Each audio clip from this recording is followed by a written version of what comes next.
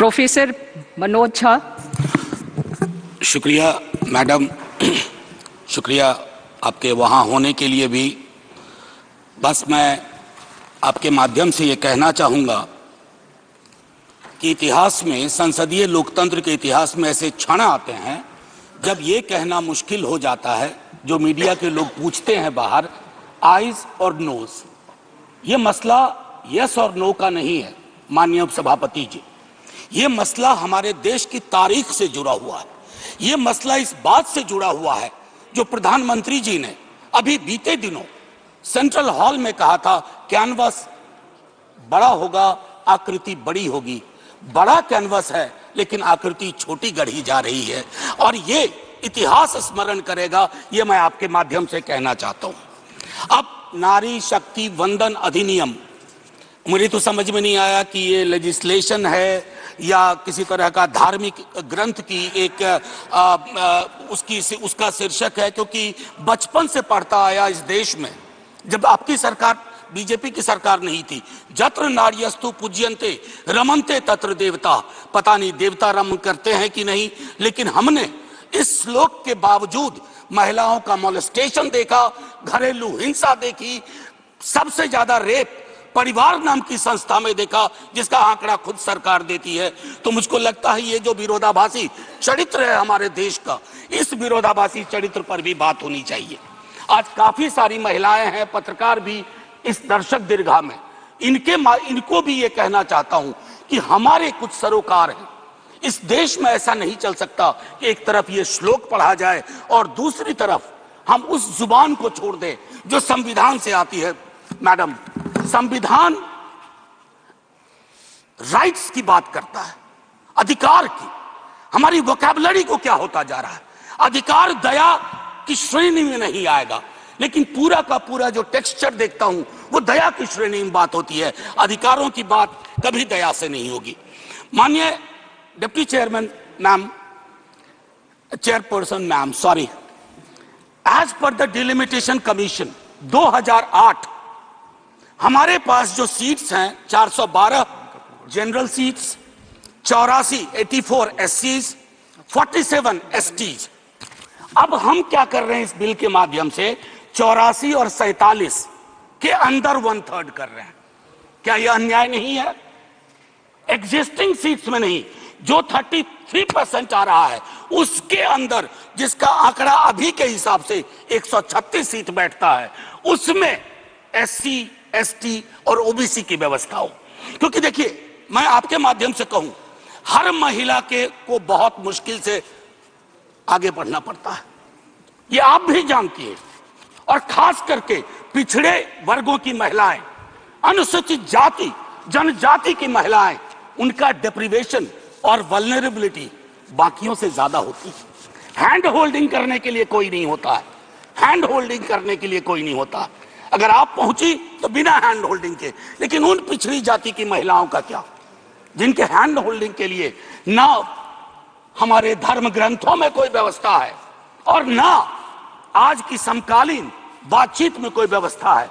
रेटोरिकली हम कुछ भी कह दें, मेरा सिर्फ आपके माध्यम से कहना होगा कि हमारी पार्टी, आज मैं स्मरण कर रहा हूं, हमारे राष्ट्रीय अध्यक्ष लालू प्रसाद यादव जी, भगवतिया देवी, कई लोग जानते होंगे, पत्थर तोड़ने वाली महिला थी, पत्थर तोड़ने वाली। हम ना सहबो गाली भैया, हम ना सहबो गाली। वहां से, गया से निकल करके वो संसद तक पहुंची। क्या उसके बाद भगवतिया देवी आ पाई, फूलन देवी आ पाई? वो इसलिए नहीं आ पाई कि हम आपको दोष नहीं देते हैं, हमारी व्यवस्थाएं संवेदन शून्य है। मैं तो आग्रह करूंगा तमाम साथियों को, आप किसी भी दल में हो, आज एक बार उससे बाहर निकल करके सोचिए। ये ऐतिहासिक क्षण सचमुच ऐतिहासिक होगा अगर हमने आज इतिहास को व्यापक कैनवस पर देखा, जो प्रधानमंत्री जी कहते हैं। और प्रधानमंत्री जी की कथनी और करनी में फासला नहीं होना चाहिए, और यह फासला इसलिए नहीं होना चाहिए कि बड़े दूर फासले पे लोग खड़े हैं, अत्यंत पिछड़ी जातियों के लोग। मैडम, आप, अगर आपके माध्यम से मेरी बात पहुंच रही हो तो आज मैं आग्रह करूंगा तमाम साथियों से, चिंता न करिए दलीय व्हिप की। दलीय व्हिप समाज की व्यवस्था पे भारी होना चाहिए। इसलिए मैंने कहा समर्थन विरोध नहीं, आज भी मौका है इसको सेलेक्ट कमेटी में भेज करके एससी एसटी और ओबीसी को इनकॉर्पोरेट किया जाए। नहीं, आज हम नहीं करेंगे, हम ऐतिहासिक गुनहगार होंगे। मैं यकीन के साथ कहता हूं, बाहर लोग वॉच कर रहे हैं, कहेंगे कि तुमने क्या किया, ये व्यवस्था ऐसे नहीं बदली जाती है। तो मैं आपसे आग्रह करूंगा आपके माध्यम से कि अपने दायरों से अलग होकर के आप जब ओबीसी की बात करते हैं तो ये रेटोरिक से आगे बढ़ना चाहिए, हमारी चिंताओं में आना चाहिए। ये नहीं होगा कि बाबा साहब भीमराव अंबेडकर को माला भी पहनाए और उनकी बात को आत्मसात न करें। ये जो फर्क हमारे इसमें आ रहा है, इससे कई तरह के विरोधाभास का जन्म हो रहा है। मैडम चेयरपर्सन, मैं आपको कहूं कि कोटा विद इन कोटा की जब हम बात करते हैं तो उसमें एक टर्म आता है जो एक अमेरिकन सिविल राइट एक्टिविस्ट ने 89 में दिया, इंटरसेक्शनैलिटी। अब ये इंटरसेक्शनैलिटी को, चूंकि मैं हिंदी में बोल रहा हूं, आज मैंने सुबह इसका अनुवाद बहुत ढूंढा, उसके अनुवाद में एक अनुवाद आया प्रतिच्छेदन। इंटरसेक्शनैलिटी का मतलब होता है कि हम हर लेयर की एजेंसीज और उसके अंदर की क्या विधाएं हैं, उसके आधार पर अपना चरित्र, अफर्मेटिव एक्शन प्रोग्राम को यह देखना होगा। जो खास करके वंचित समाज की महिलाएं हैं, मैं उनके बारे में कहूं, आपको एक बार अपना नजरिया साफ करना होगा। अगर चश्मा लगाती है सरकार, धूप का चश्मा नहीं, अगर सचमुच का चश्मा लगाती है तो उसके पावर बदलिए, उसको साफ करिए और ये तय करिए कि आज जब हम यहां से उठें तो एक कमिटमेंट दें ओबीसी वर्ग को। और ये मैं बार बार दोहरा रहा हूं कि 33% के को एग्जिस्टिंग में मत इनकॉर्पोरेट कीजिए, इट शुड बी सेपरेट। नई व्यवस्था में नया 33% विदाउट टचिंग एससीज एंड एसटीज, ये करिएगा तो क्रांतिकारी कदम होगा। अक्सर हम लोग अपने प्रिविलेजेस को नहीं देखते हैं। मेरा सरनेम एक प्रिविलेज है, नीरज भाई का सरनेम एक प्रिविलेज है। हमारे सरनेम ने हमें प्रिविलेज दिए हैं, उन सरनेम्स को देखिए जिनके पास ये प्रिविलेज नहीं है। नहीं, ऐसे ही मैं बहुत अच्छा किया। मैं ये कहना चाह रहा हूं मैम चेयरपर्सन, मैं ये कहना चाह रहा हूं कि प्रिविलेज का जो व्याकरण है वो खत्म ही नहीं हो रहा है। मैंने पहले भी सदन में कहा था कि इस देश में शायद there is nothing in name but everything is there in the surname. उनके संघर्ष, उनका जीवन कठिन लगातार होता जाता है। और एक ऐतिहासिक तथ्य बताऊं, 31 में बेगम शहनवाज और सरोजनी नायडू ने संविधान बनने से बहुत पूर्व इक्वल रिप्रेजेंटेशन की बात की थी। हम काहे को अटके पड़े हैं 33 पर? मेरी तो समझ में नहीं आ रहा कि 33 के साथ क्या रिश्ता है हमारा। ये 50 क्यों नहीं हो सकता, ये 55 क्यों नहीं हो सकता? आपका पूरा का पूरा वर्ग चरित्र बदल जाएगा। आप नहीं चाहते हैं कि भगवतिया देवी यहां आए?